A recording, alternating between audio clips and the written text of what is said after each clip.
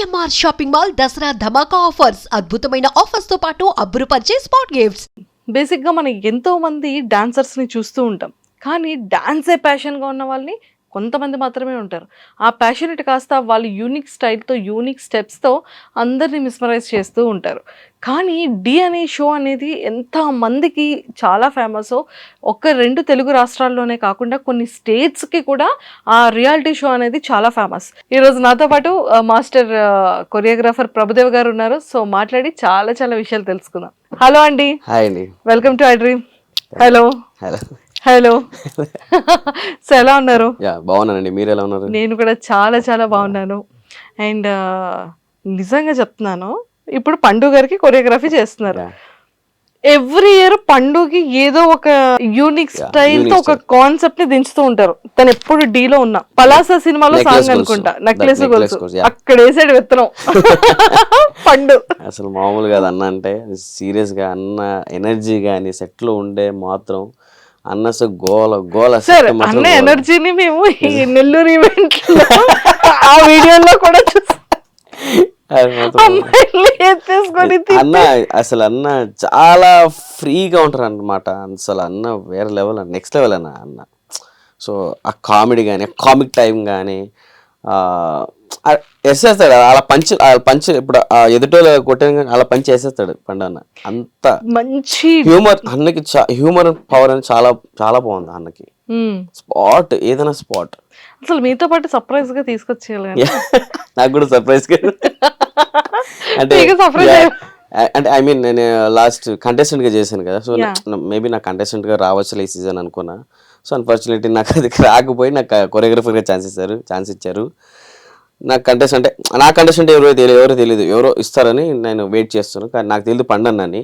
So దాని తర్వాత నాకు కాల్ వచ్చింది, అరే ఎక్కడున్నారా అని. ఇక్కడే అన్న, ఇంటి దగ్గర ఉన్నాను. సరే మనం చేద్దాం ఈ సీజన్ అని ఫోన్ చేశాడు. అన్న నువ్వే నా కంటెస్టెంట్ అని నేను షాక్ అయ్యా ఫస్ట్ ఆఫ్ ఆల్ అన్న. అలాగా.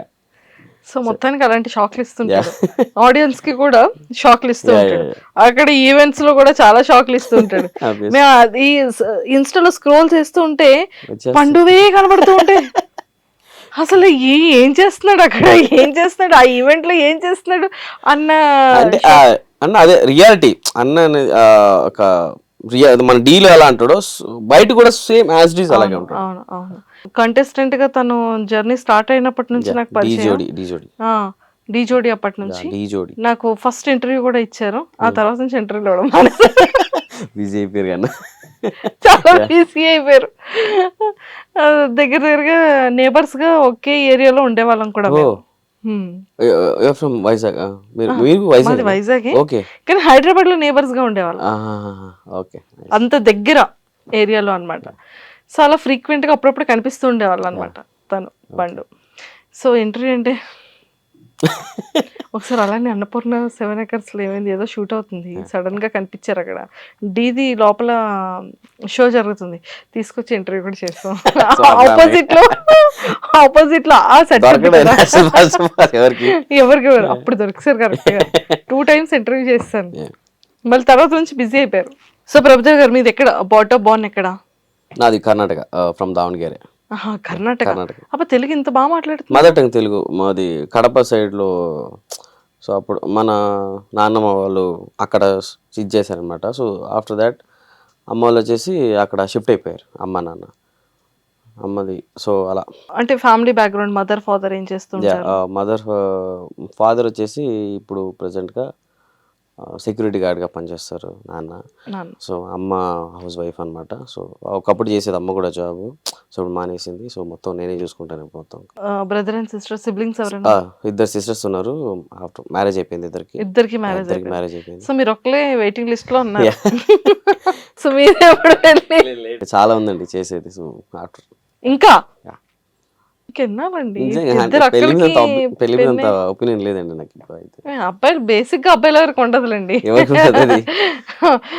అంటే లైఫ్ కొంచెం తిరిగామా, ఎంజాయ్ చేసామా. పెళ్లి అంటే మళ్ళీ పెళ్లి చేసుకుంటే ఒకదాంతోనే ఉండాలి. తెలిసింది అందరికి. ఒకసారి అయిపోయిందా, దిగామా, అయిపోయింది ఇంకా అంతే. అదే పెళ్లి కాకపోతే ఎంతమంత అయినా మాట్లాడచ్చు కదా.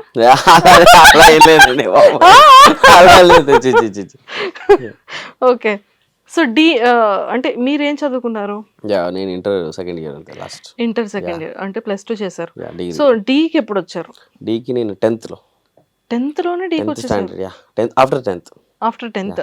ఓకే. అంటే ఇది ఆడిషన్స్ ఎలా అవుతున్నాయి? అంటే ఈ ఎలా తెలిసింది ఈ ఫార్మాట్ అంతా? ఈ ఫార్మాట్ వచ్చేసి నేను స్టిల్ 2018లోనా యా 2019 సంథింగ్ అప్పుడు నేను బ్యాక్గ్రౌండ్ డాన్సర్గా వచ్చాను. సో ఒక 6 years అలాగా బ్యాక్గ్రౌండ్ డాన్సర్ చేసుకొని వచ్చి దాని తర్వాత D10లో నేను ఆడిషన్ ఇవ్వడం జరిగింది. సో బిఫోర్ డీ జోడీ DJ1 డీ జోడీకి నేను ఆడిషన్ ఇవ్వడం జరిగింది బెంగళూరులో. సో సెలెక్ట్ అయిపోయింది. దాని తర్వాత అన్ఫార్చునేట్లీ నాకు హెల్త్ ఇష్యూ వల్ల నాకు అది కూడా పోయింది ఫస్ట్ ఆడిషన్ అది. ఆఫ్టర్ దట్ నెక్స్ట్ సెకండ్ వచ్చేసి మళ్ళీ D10 ఇచ్చాను. సో అప్పుడు కొంచెం అరే లేదు మనోడు కెమెరా ఫేస్ లేదు అని చాలామంది అన్నారు నాకు. సో అలా రూమర్స్ వినిపించింది నాకు. సో రూమర్సా రియలేనా? రియలే రూమర్స్ ఏం కాదు. అంటే నా వెనకాల. సో అందుకే రాని తీశారు. లేకుంటే D10లోనే నేను కంటెస్టెంట్గా అయిపోయేవాడిని. నేను అప్పుడే సెలెక్ట్ అంటే అందరికీ తెలుసు నేను 6 years చేశాను అంతా. సో నీకు కెమెరా ఫేస్ లేదు, అసలు ఏం కనబడట్లేదు, అసలు డాన్స్ ఓకే కెమెరా ఫేస్ లేదు చాలామంది అన్నారు. సో దాని తర్వాత ఆఫ్టర్ దట్ నేను కొంచెం ఫీల్గా అయ్యాను. ఓకే పర్లేదురా లైట్ అని మళ్ళీ ట్రై చేశాను మళ్ళీ. సో ఆఫ్టర్ దట్ నాకు కన్నడలో ఒక రియాలిటీ షో వచ్చింది ఆపర్చునిటీ, వైల్డ్ కార్డ్. మహాలక్ష్మి ఉందా ఇప్పుడు చిన్న పిల్ల డీలో చేసింది అమ్మాయి మహాలక్ష్మి, తను నా స్టూడెంట్. అంటే స్టూడెంట్ అంటే నాకు అక్కడికి వెళ్ళినప్పుడు అమ్మాయి నేను పిలిచినప్పుడు సరే వస్తాను సార్ అన్నప్పుడు ఇద్దరు వెళ్ళి మేము వైల్డ్ కార్డ్ ఇచ్చాము. సో అక్కడ సెలెక్ట్ చేసుకున్నాం మమ్మల్ని. అక్కడ నుంచి డైరెక్ట్ ఫినాల్ దాకా మేము రీచ్ అయ్యాం. ఇద్దరు కష్టపడి చాలా బాగా చేసి ఫినాల్ దాకా రీచ్ అయ్యాం. సో అప్పుడు నాకు అమ్మాయి స్టూడెంట్ అని అనిపించింది. అంటే నేను అలా తీసుకున్నాను. మళ్ళీ అమ్మాయిని ఇక్కడ హైదరాబాద్కి ఇక్కడ చేపియాలని అమ్మాయికి ఆడిషన్ ఇచ్చి ఆటోలో చేయించాను అమ్మాయికి. సో అలా కంటిన్యూటీ చేసుకొని మళ్ళీ అది అయిన తర్వాత మళ్ళీ డీ జోడీ వచ్చింది ఇక్కడ. సో అప్పుడు ఆపర్చునిటీ ఇచ్చింది డీ జోడీగా. దాని తర్వాత డీ ఛాంపియన్స్. సో మొత్తానికి డీతో చాలా ఎక్కువ అనుబంధం. చాలా చాలా చాలా ఇప్పుడు గ్రాట్యూడ్ అంటే నేను డీకే రుణపడుతున్నాను. ఇప్పుడు నాలుగు మెతుకులు ఇప్పుడు తింటున్నానంటే డిఏ. డీలో సైడ్ డాన్సర్గా వచ్చేటప్పుడు ఎంత మనీతో స్టార్ట్ అయింది? ఈ రోజు ఎలా ఉంది మీ లైఫ్ జర్నీ? నేను వచ్చే ముందు జీరో. ఇప్పుడు చెప్పాను కదా 4 మెతుకులు తింటున్నంటే అది డిఏ. సో 4 రూపాయలు ఇప్పుడు సంపాదిస్తున్నంటే డిఏ బికాస్ ఆఫ్ డి.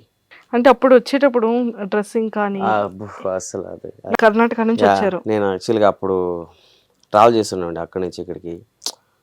₹1 ఉండేది కాదు, ₹1 ఉండేది కాదు. స్టేషన్లో వచ్చేవాడిని, స్టేషన్లో పడుకునేవాడిని. ₹1 ఉండదు. ఎవరి దగ్గర అప్పుడు ఫోన్ కూడా లేదు సరిగా నా దగ్గర. జస్ట్ ఒక కీబోర్డ్ సెట్ ఉండేది, కీప్యాడ్. సో అది వాడేటోడిని. ఎవరి దగ్గర ఫోన్ చేసినా కూడా ఎంత లేదు. ఇంట్లో కూడా చాలా ప్రాబ్లమ్స్ అప్పుడు. సో ఇంట్లో కూడా నార్మల్గా ఒప్పుకునేది కాదు.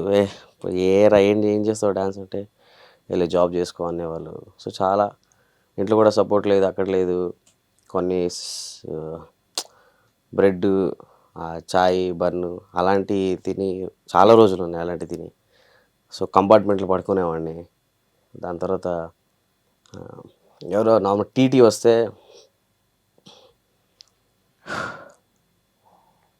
బాగా వాష్రూమ్లో వెళ్ళి దాక్కునేవాడిని నేను.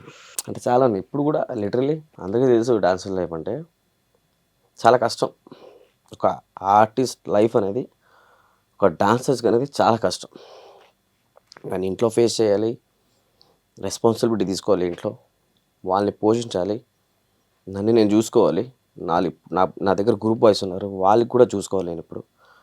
సో ఇప్పుడు నేను స్టెబుల్గా ఉంటే నా చుట్టూ అన్నీ బాగుండాలి అనుకుంటున్నాను. నేను స్టెబుల్గా ఉండాలి ఫస్ట్ నేను ఉండాలి గట్టిగా. దాని తర్వాత నేను అన్నీ చూసుకోవాలి. అలా మొదలైంది. దాని తర్వాత హైదరాబాద్ వచ్చాక ఇక్కడ ఎలా ట్రీట్ చేసేవాళ్ళు? యాక్చువల్గా నేను హైదరాబాద్లో టీవీలో చూసేవాడిని. నేను నార్మల్గా చార్మినార్ కానీ ఇవన్నీ నాకు అసలు కొత్త. సో బిఫోర్ 8 years నాకు తెలియదు అసలు ఏమి. సో వచ్చినాక ఇదేంటి ఇలా ఉంది అంటే మేము టీవీలో చూసేవాళ్ళం కదా, నిజంగా చాలా బాగుంది హైదరాబాద్ అని అనుకొని మేము వచ్చాం. అప్పుడు స్టార్టింగ్ ఏదో పల్లెటూరు నుంచి వస్తారు కదా, సో అలా ఉండేటండి. నేను ఒక చిన్న ఏదో బ్యాగ్ వేసుకొని అలా చెప్పులు నార్మల్గా ఏదో ట్రాక్ షర్ట్ అలా వచ్చేవాడిని. బిఫోర్ అది యశ్వంత్ మాస్టర్ దగ్గర చేశాను నేను ఫస్ట్ యశ్వంత్ గారి దగ్గర. అంటే వేరే మాస్టర్ దగ్గర ఫస్ట్ వచ్చేసి రవి మాస్టర్ అని, రవి ఆయన ఫ్రమ్ కర్ణాటక. క్యాట్ మాస్టర్తో నేను బ్యాక్గ్రౌండ్ డాన్సర్ చేశాను ఒక సీజన్. దాని తర్వాత మా మాస్టర్కి ఒక ఛాన్స్ ఇచ్చారు, మా మాస్టర్తో చేశాను. దాని తర్వాత యశ్వంత్ మాస్టర్ దగ్గర 6 years జర్నీ చేశాను. సూపర్. మొత్తానికి మంచి మంచి మాస్టర్స్ దగ్గర గట్టిగా ట్రైనింగ్ అయ్యారు. సో మీరు నేర్చుకున్న థింగ్స్ ఏంటి దేవ్ గారు? అంటే బేసిక్ ఇష్టం వేరు, నేర్చుకోవడం వేరు. నేర్చుకుంటాను.